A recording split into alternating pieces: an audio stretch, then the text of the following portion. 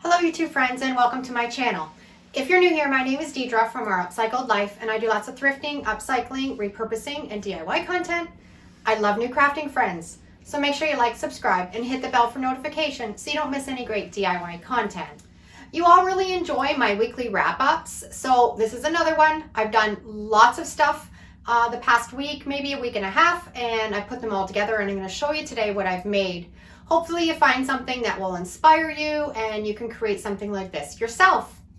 Okay, let's get started. I did a video last week.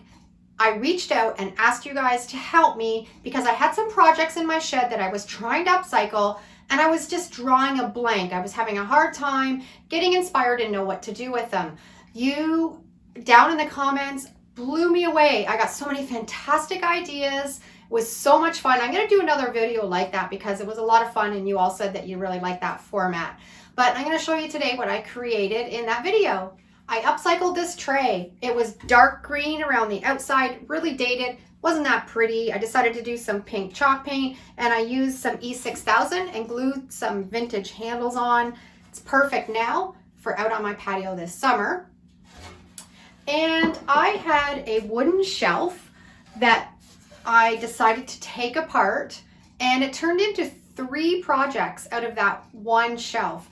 And this is what I created with it. I took off the top and I made a bath sign. The middle, I made a little tray that you can hang, or a little stand that you can hang in maybe your kitchen or your living room, put little knickknacks.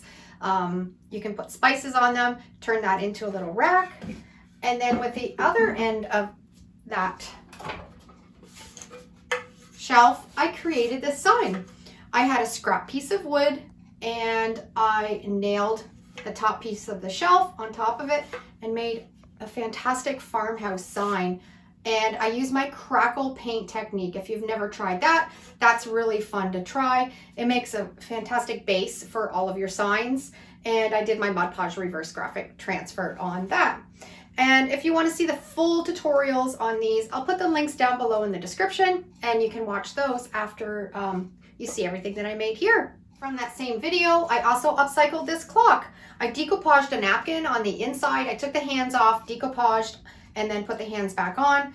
Did some chalk paint around the outside and distressed it. Looks way better than the before picture.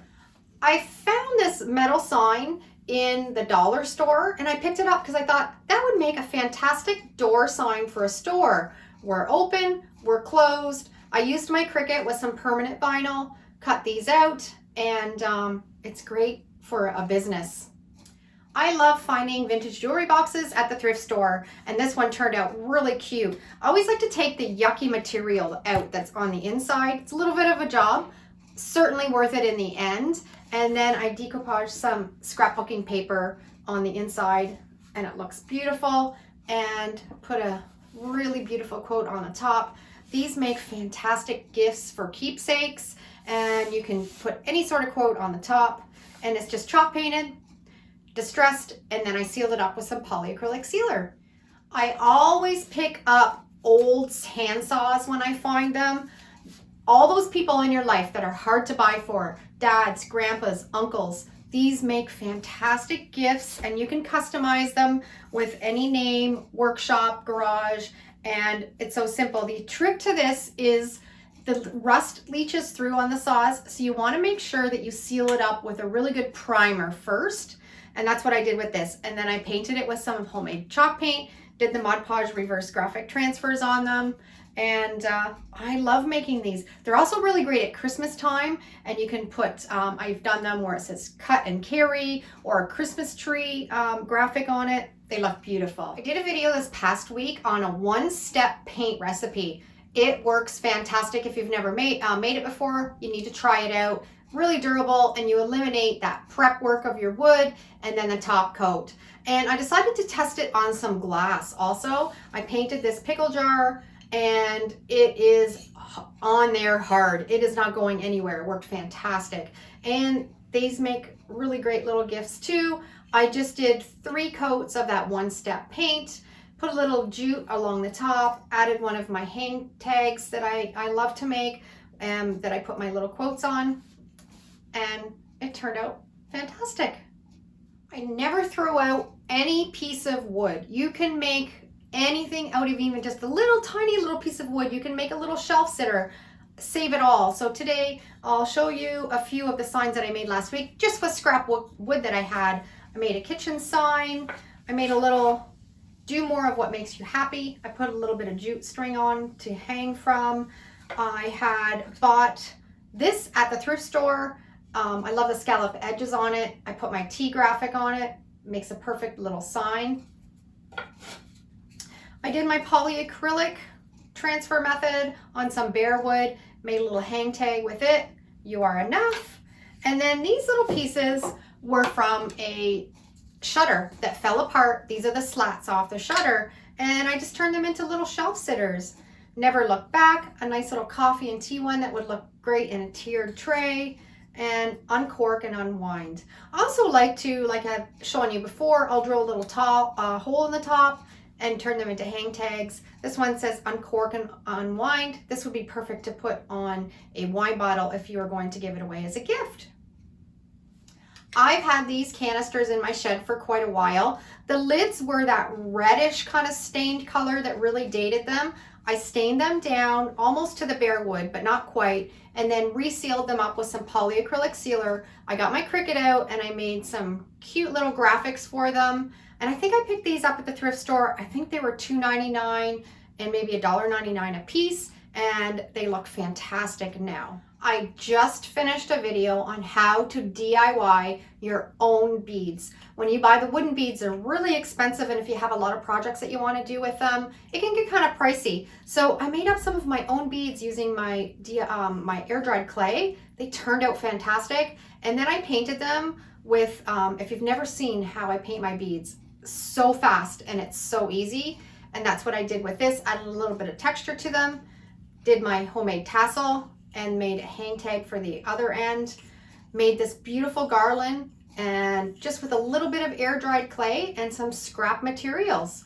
I'll put the link down below for the full description on how I made this, and you can check that out. And I saved the best for last. Valentine's Day is right around the corner, and I did all kinds of Valentine's Day themed stuff this past week. The first one I'll show you is a coffee canister. This is a Tim Hortons empty coffee canister. Made it into a cute little Valentine's Day. You can put cookies in it, you can put treats in it, give it away for a gift. I cut out a wooden top for it, added a handle. It was really easy to do. Full tutorial on that one I'll put down in the bottom. And another pickle jar that I added a Valentine's Day theme graphic on. You can fill with some fresh flowers, added some twine around the top. And I love this one. I made some hearts out of some air-dry clay, did some imprints on them, and attached them to just a scrap piece of 2x4 and added one of my Kissing Booth Valentine's Day graphics that I made. If you want any of these graphics that I've used in any of my projects that you're seeing today, they're available on my Etsy store. You can grab them. Make sure you use the code SAVE50 so you can get 50% off all of the graphics in the whole store. Whenever I'm out thrifting, any time of the year, if I see any heart cutouts, wooden ones, I always grab them and tuck them away until this time of year, and then I turn them into Valentine's Day decor. And that's what I've done with all of these pieces. Pick them up along the path, maybe in August or September, tucked them away, and this is what I created. This is just a wooden heart cut out, and I decoupaged a piece of scrapbooking paper on the top. That turned out really cute. And these little hearts, these were attached together in a string. I took them apart and turned them into two little ornaments, added a bead, some jute. I decoupaged some scrapbooking paper on top, and I think they turned out adorable. I also broke out my jigsaw. I'm not very good on the jigsaw, but I like practicing and learning. And usually when I'm practicing, I'm making hearts. And these are just scrap pieces of pine that I've saved, turned into hearts. I've made them nice and chippy and rustic, kind of layered up some paint on them. This one, I put a little bit of scrapbooking paper on it, and they're adorable to display at Valentine's Day. If you've ever worked with scrapbooking paper, you know it's really thick and it's hard to decoupage with sometimes. I have a great little tip and technique that I use working with thick papers. check that out if you haven't watched that video. I'll put the link down below in the description. And we're almost there. I made some bigger Valentine's Day signs just with scrap wood that I've had laying around. This is a great little shelf sitter. Happy Valentine's Day. I love this graphic. I think it's adorable. Kissing booth, pucker up.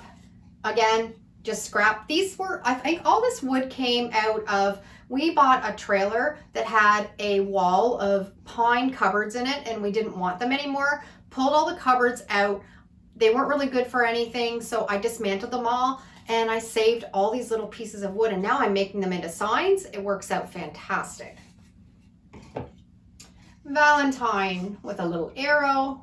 And this is just painted with my homemade chalk paint and then my Mod Podge graphics on top. It's a little bit more difficult doing it on a colored paint than just a white chalk paint when you're doing this transfer method.